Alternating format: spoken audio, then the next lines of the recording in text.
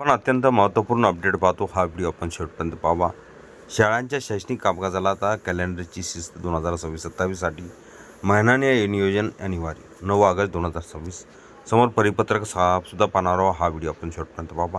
तत्पूर्वी आपण नवीन असाल चॅनल लगेच सबस्क्राईब करा. राज्यातील शाळापासून विभागीय कार्यालयापर्यंत शैक्षणिक उपक्रमाचे पूर्वनियोजन, पर्यवेक्षण आणि गुणवत्ता वाढीवर शिक्षण विभागाचा भर.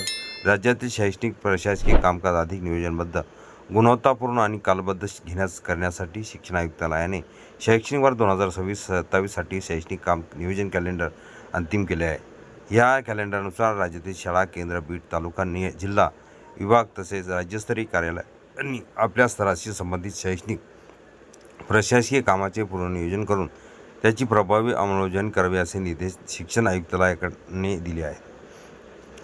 शैक्षणिक कामकाजातील विविध उपक्रम योग्य वेळी आणि अपेक्षित गुणवत्तेने पूर्ण व्हावेत यासाठी पूर्वनियोजन आवश्यक असल्याचे शिक्षण विभागाने स्पष्ट केले आहे. विद्यार्थ्यांचा सर्वांगीण विकास साधण्यासाठी राज्यभर विविध शैक्षणिक व प्रशासकीय उपक्रम राबवले जातात.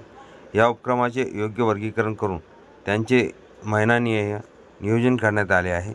शाळापासून राज्यस्तरापर्यंत कॅलेंडरचा वापर हे शैक्षणिक कामकाजाचे कॅलेंडर केवळ मुख्याध्यापक किंवा शिक्षकापुरते मर्यादित राहणार नसून राज्य, विभाग, जिल्हा, तालुका, बीट, केंद्र आणि शाळा पातळीवर अधिकारी कर्मचाऱ्यांसाठी मार्गदर्शक दस्तऐवज म्हणून वापरले जाणार आहे.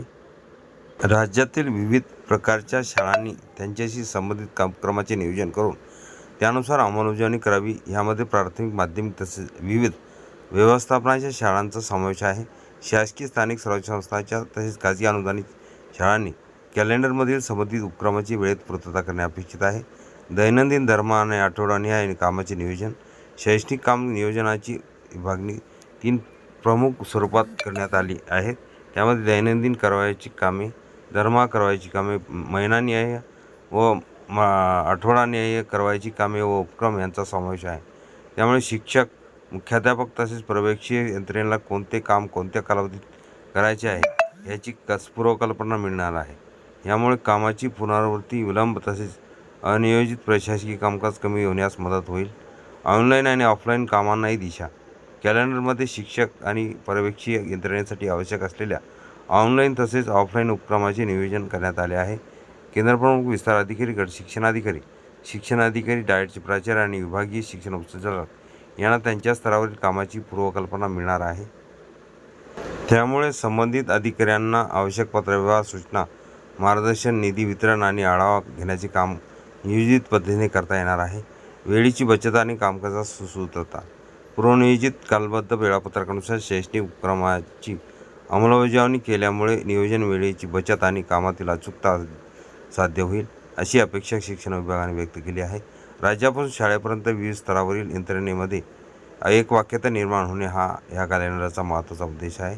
प्रत्येक स्तरावरील अधिकाऱ्यांना आपली जबाबदारी आणि संबंधित उपक्रमाची माहिती वेळेत उपलब्ध होणार असल्याने क्षेत्रीय समन्वय अधिक प्रभावी होण्याची शक्यता आहे.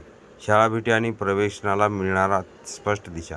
या नियोजनामुळे पर्यवेक्षीय यंत्रणेलाही शाळा भेटीदरम्यान कोणत्या बाबीचा आढावा घ्यायचा यावर स्पष्ट दिशा मिळणार आहे. केंद्र प्रमुख, विस्तार अधिकारी, गट शिक्षणाधिकारी आणि शिक्षणाधिकारी यांच्या शाळा भेटी अधिक परिणामकारक होण्यासाठी कॅलेंडरचा उपयोग होणार आहे. शाळांमध्ये राबवल्या जाणाऱ्या विविध शैक्षणिक उपक्रमाचा आढावा नियोजित पद्धतीने घेता येणार असल्याने प्रशासकीय नियंत्रण आणि पर्यवेक्षण व्यवस्था अधिक मजबूत होण्याची अपेक्षा आहे. विद्यार्थ्यांच्या गुणवत्ता वाढीवर भर. शैक्षणिक कामकाजाचे नियोजनबद्ध वेळापत्रक तयार करण्यामागे विद्यार्थ्यांच्या अध्ययन गुणवत्तेवर सुधारणा करणे हा प्रमुख उद्देश आहे. विविध शैक्षणिक उपक्रम वेळेत आणि प्रभावीपणे राबवल्यामुळे विद्यार्थ्यांचा अध्ययन स्तर उंचावण्यास मदत होईल असे विभागाने स्पष्ट केले आहे. शैक्षणिक नियोजनाची अंमलबजावणी केवळ कागदपत्री न राहता ती प्रत्यक्ष वर्गातील अध्यापन आणि विद्यार्थ्यांच्या गुणवत्तेवाढीशी जोडण्यावर ह्या नियोजनातून भर देण्यात आला आहे. योजनेची 100% अंमलबजावणी करण्याचे उद्दिष्ट. राज्यातील शासकीय नियोजनाची उद्दिष्टे विविध कालमर्यादेत पूर्ण करण्यासाठी ह्या कॅलेंडरचा वापर केला जाणार आहे. कोणतीही शाळा किंवा विद्यार्थी संबंधित शैक्षणिक उपक्रमापासून वंचित राहू नये यासाठी 100% अंमलबजावणीचे उद्दिष्ट ठेवण्यात आले आहे. त्यासाठी केंद्र, बीट, तालुका, जिल्हा, विभाग आणि राज्यस्तरीय कार्यालयांनी आपल्या स्तरावर आवश्यक कारवाई वेळेत करावी असे निर्देश देण्यात आले आहे. सर्व क्षेत्रीय कार्यालयांना आणि शाळांना निर्देश. शिक्षण आयुक्तालयाने विभागीय शिक्षण उपसंचालक, डाएटचे प्राचार्य, शिक्षणाधिकारी, शिक्षण निरीक्षक, महापालिका, नगरपालिका, शिक्षण विभागातील संबंधित अधिकारी तसेच गट शिक्षण अधिकारी यांना याबाबत निर्देश दिले आहेत.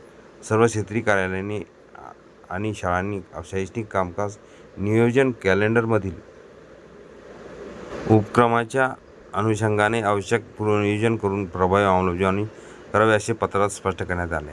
शैक्षणिक वर्ष 2026-27 मध्ये राज्यातील शैक्षणिक कामकाजाला अधिक शिस्त, सातत्य आणि कालबद्धता देण्यासाठी हे कॅलेंडर महत्त्वाचे साधन ठरणार आहे. शिक्षण विभागाच्या या नियोजनामुळे प्रशासकीय कामकाजाबाबत अध्यापनाची गुणवत्ता पर्यवेक्षण आणि विद्यार्थ्यांच्या शैक्षणिक प्रगतीवर सकारात्मक परिणाम होण्याची अपेक्षा व्यक्त केली जात आहे.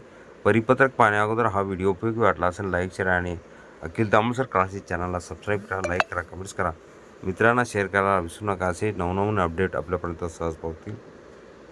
महत्त्वपूर्ण परिपत्रक, राज्यातील महत्त्वपूर्ण कॅलेंडर, कामकाजी नियोजन, थोडक्यात आपण स्पष्टीकरण बघितलेलं आहे.